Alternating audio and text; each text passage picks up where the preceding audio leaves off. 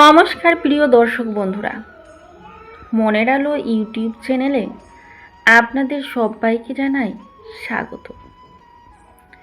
বন্ধুরা, আজ আমরা এমন একটি আধ্যাত্মিক কাহিনী শুনব যা আমাদের পাপ, পুণ্য, অনুতাপ এবং কর্মফল সম্পর্কে গভীরভাবে ভাবতে শেখায়। অনেকেই মনে করেন শুধু দান, পূজা বা উপবাস করলেই জীবনের সমস্ত ভুল মুছে যায়, কিন্তু সত্যিই কি তাই? আজকের কাহিনীতে দেখা যাবে 6 জন গুরুতর অপরাধ করেও মুক্তির সুযোগ পেল, অথচ নিজেকে সবচেয়ে পুণ্যবতী মনে করা একজন কঠিন শাস্তির সম্মুখীনও হলো। চলুন শুরু করি। একদিন দেবর্ষি নারদের মনে প্রশ্ন জাগল, সংসারের সবচেয়ে বড় পাপ কোনটি? এই প্রশ্নের উত্তর জানতে তিনি ভগবান শ্রীকৃষ্ণের কাছে গেলেন। ভগবান শ্রীকৃষ্ণ বললেন, এই প্রশ্নের উত্তর একটি কাহিনীর মধ্যেই লুকিয়ে আছে। তিনি বলতে শুরু করলেন, একটি প্রাচীন নগরের কাছে এক গ্রামে একই দিনে 7 জন নারীর মৃত্যু হয়। মৃত্যুর পর যমদূতরা তাদের যমরাজের দরবারে নিয়ে যায়। 7 জনের জীবন ছিল 7 রকম।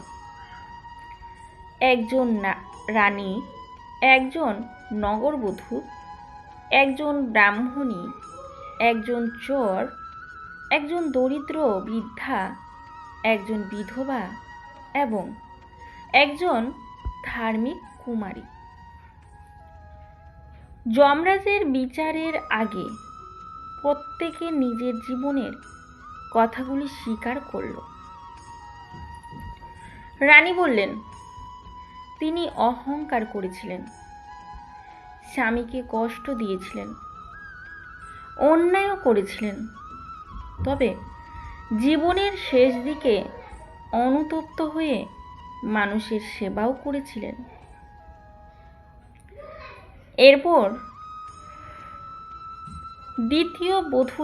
দ্বিতীয় নারী নগরবধূ বললেন, তিনি নিজের ইচ্ছায় খারাপ পথে যাননি, দারিদ্র্য ও পরিস্থিতি তাকে বাধ্য করেছিল, তবুও তিনি যেটুকু সুযোগ পেয়েছে মানুষের উপকার করেছেন। তৃতীয় জন ব্রাহ্মণী স্বীকার করলেন, তিনি লোভে পড়ে ধর্মের অপব্যবহার করেছিলেন, কিন্তু পরে নিজের সব ভুল বুঝে দান ও সেবায় মন দেন। চতুর্থ চোর বলল, সে চুরি করেছে ঠিকই, কিন্তু ক্ষুধার্ত মানুষদেরও সাহায্যও করেছে এবং জীবনের শেষ দিকে বদলে যাওয়ার আপ্রাণ চেষ্টাও করেছে। এরপর বৃদ্ধা বললেন, জীবনের প্রথম ভাগে তিনি অনেক ভুল করেছেন, কিন্তু শেষ বয়সে অসহায় মানুষের সেবায় নিজেকে উৎসর্গ করেছিলেন। বিধবা নারী জানালেন, একাকিত্বে তিনি নতুন সংসার শুরু করেছিলেন, সমাজ তাকে বিভিন্নভাবে দোষ দিলেও তিনি সৎভাবে জীবন কাটিয়েছেন এবং মানুষের উপকার করেছেন। যমরাজ প্রত্যেকের কর্ম, উদ্দেশ্য এবং অনুতাপ বিচার করলেন। তিনি দেখলেন তারা ভুল করেছিল, কিন্তু নিজেদের ভুল স্বীকার করে সংশোধনের চেষ্টাও করেছিল, তাই তাদের জন্য মুক্তির পথ উন্মুক্ত হলো। সবশেষে এলেন সেই কুমারী নারী,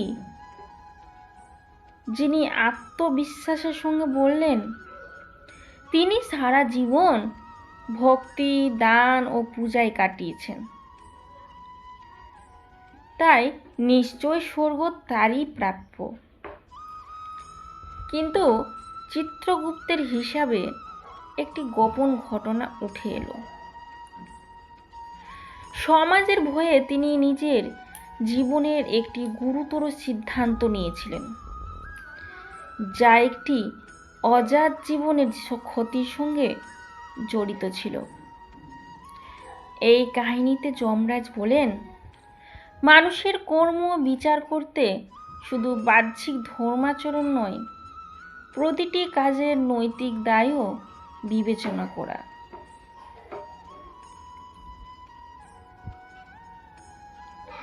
এরপর ভগবান শ্রীকৃষ্ণ নারদকে বোঝান, শুধুমাত্র পূজা বা দান নয়, প্রকৃত ধর্ম হল করুণা, সত্য, দায়িত্ববোধ এবং নিজের ভুল উপলব্ধি করে সংশোধনের চেষ্টা।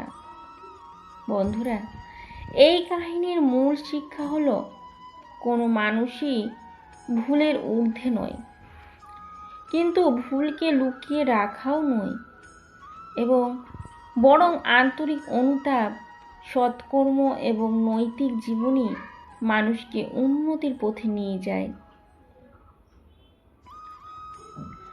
যে কাজ অন্যের অকল্যাণ ডেকে আনে সে বিষয়ে গভীরভাবে ভাবা উচিত।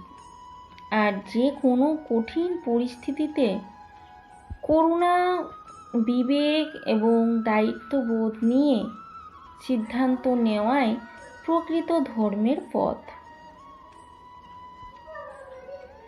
আজকের কাহিনী যদি আপনাকে ভাবতে শেখায়, তাহলে ভিডিওটি ভালো লাগলে লাইক করুন, চ্যানেলটি সাবস্ক্রাইব করুন এবং আপনার মতামত কমেন্টে অবশ্যই জানান।